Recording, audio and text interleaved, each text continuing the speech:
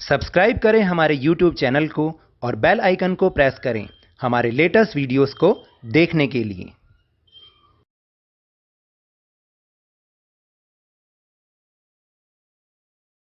Hello and welcome to Lovenish sir की class. आज की ये शिक्षा निदेशालय राष्ट्रीय राजधानी क्षेत्र दिल्ली की वर्कशीट नंबर 33 जो कि कक्षा 7वीं के विद्यार्थियों के लिए है। यह ली गई है हिंदी विषय से और आज हम इसमें एक बार फिर से विशेषण और उसके बाकी दो भेद जो बच गए थे पिछली वर्कशीट के उन्हें दोबारा से समझेंगे। तो बिना समय गवाए इस वर्कशीट की शुरुआत करते हैं और इसको समझते हैं मेरे साथ। तो प्यारे बच्चों, आज हम विशेषण के बाकी दो भेद सीखेंगे। आपको याद है ना, पिछली वर्कशीट में हमने विशेषण के बारे में समझा था कि जो शब्द संज्ञा और सर्वनाम की विशेषता बताएं उसे हम विशेषण कहते हैं और इसके चार भेद होते हैं। जैसे गुणवाचक विशेषण जो कि किसी के गुणों को बताते हैं, संज्ञा या सर्वनाम के गुणों को, चाहे अच्छे गुण या बुरे गुण। और दूसरा सीखा था संख्यावाचक जिसमें था निश्चित संख्यावाचक और अनिश्चित संख्यावाचक। आज हम समझेंगे बाकी के दो भेद। तो चलिए देखते हैं कि आखिर बाकी के वो दो भेद कौन से हैं। तो तीसरा भेद है परिमाणवाचक विशेषण। परिमाण का मतलब वैसे भार होता है, ठीक है। तो उससे संबंधित क्या है देखते हैं एक बार। जिन विशेषणों से संज्ञा या सर्वनाम शब्दों के माप तौल का पता चले उन्हें परिमाणवाचक विशेषण कहा जाता है। जैसे चपाती पर थोड़ा घी लगा लो या 5 मीटर कपड़ा थान में से काट दो, 3 किलो आलू ले आना, सिर्फ 2 किलोमीटर का रास्ता ही रह गया है, 1 किलो चावल ले आना। परिमाणवाचक विशेषण भी दो प्रकार के होते हैं। जैसे अभी ऊपर हमने समझा ना, इसमें जो रेखांकित शब्द हैं जैसे थोड़ा, 5 मीटर, 3 किलो, 2 किलोमीटर, 1 किलो, यानी जिनसे किसी का माप तोल पता चलता हो संज्ञा या सर्वनाम शब्दों का, तो उसे हम परिमाणवाचक विशेषण कहते हैं। फिर परिमाणवाचक विशेषण भी दो प्रकार के होते हैं। जैसे निश्चित परिमाणवाचक विशेषण, जैसे हमने निश्चित संख्यावाचक किया था जिसमें संख्या का पता था।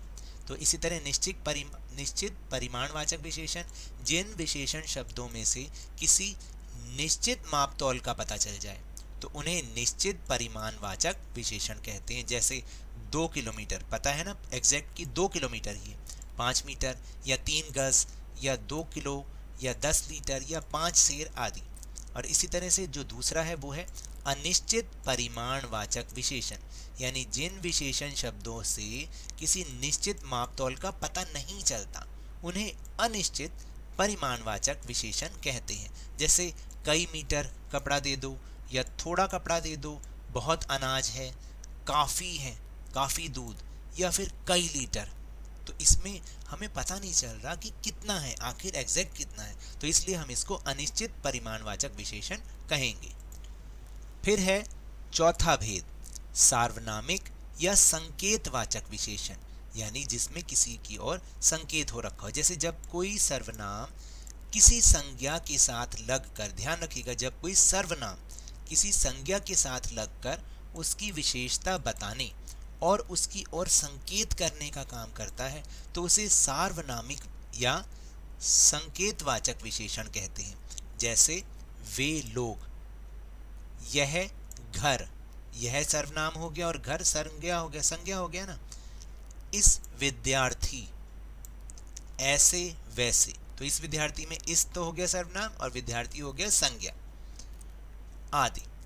उदाहरण के रूप में वे लोग, तो वे सर्वनाम और लोग संज्ञा। वे लोग क्या कर रहे हैं, संकेत कर रहे हैं ना, बस संकेत मतलब इसके बारे में बता रहा है कि वो लोग क्या कर रहे हैं। इस विद्यार्थी, ये दोनों शब्द हो गए सर्वनाम और संज्ञा, और उसके बारे में कुछ संकेत है कि इस विद्यार्थी ने काम नहीं किया है। यह घर मेरा नहीं है, यानी यह सर्वनाम और घर संज्ञा, उसके बारे में संकेत मेरा नहीं है। ऐसे वैसे छात्रों, तो ऐसे वैसे सर्वनाम हो गया और छात्रों संज्ञा हो गया। से मैं बात नहीं करता, यानी इशारा कर रहा है।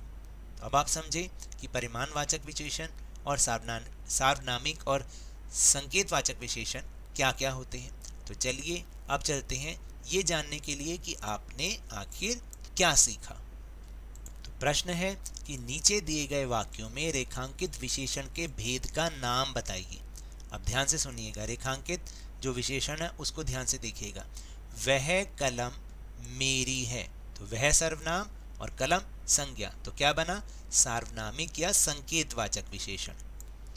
दूसरा है दाल में थोड़ा घी डाल दो। अब थोड़ा कितना ये नहीं पता, तो ये बना अनिश्चित परिमाणवाचक विशेषण, क्योंकि इससे भार का पता चल रहा है ना माप तौल का।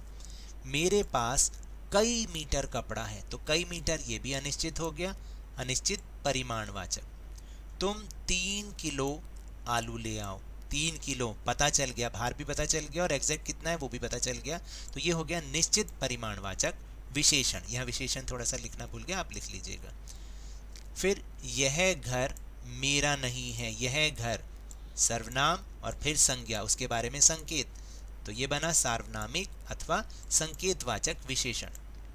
फिर वह लड़का, वही सर्वनाम और संज्ञा के बारे में कुछ संकेत, सार्वनामिक और संकेतवाचक विशेषण। राम के पास बहुत अनाज है, बहुत पता नहीं कितना है लेकिन मापतोल पता चल रहा है, तो अनिश्चित परिमाणवाचक विशेषण।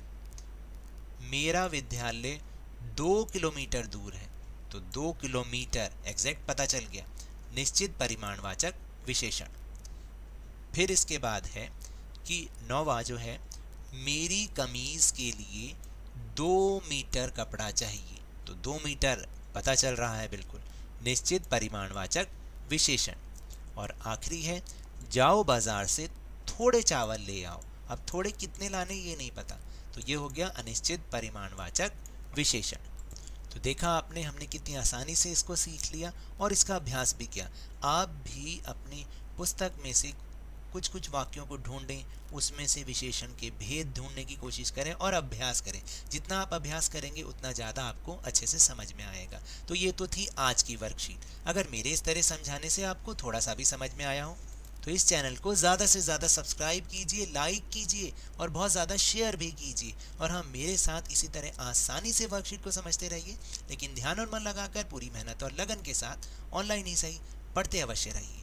और अगर आपको कोरोना वायरस को हराना है तो नियमित रूप से अपने हाथों को साबुन और पानी से धोते रहिए, मास्क अवश्य लगाइए और जब भी संभव हो और जब भी उपलब्ध हो इसकी वैक्सीनेशन अवश्य कराएं, क्योंकि कोरोना को हराना है और ज़िंदगी को एक बार फिर से सुहाना बनाना है। इसी उम्मीद के साथ बहुत बहुत धन्यवाद।